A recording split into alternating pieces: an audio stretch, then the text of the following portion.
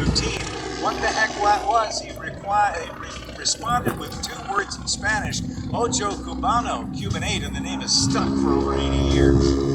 And this very, very elegant-looking maneuver they flew earlier, if you didn't see it, it's called a formation barrel roll.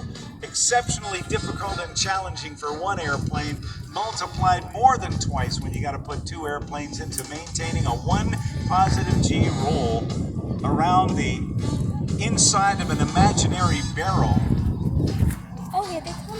Using the ailerons, elevators, rudder, and throttle to start and stop at the same altitude, airspeed, and heading.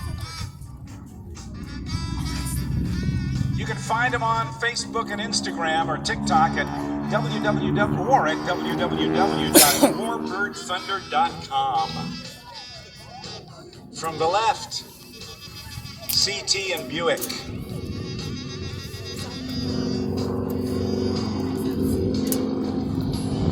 This time the trail barrel roll.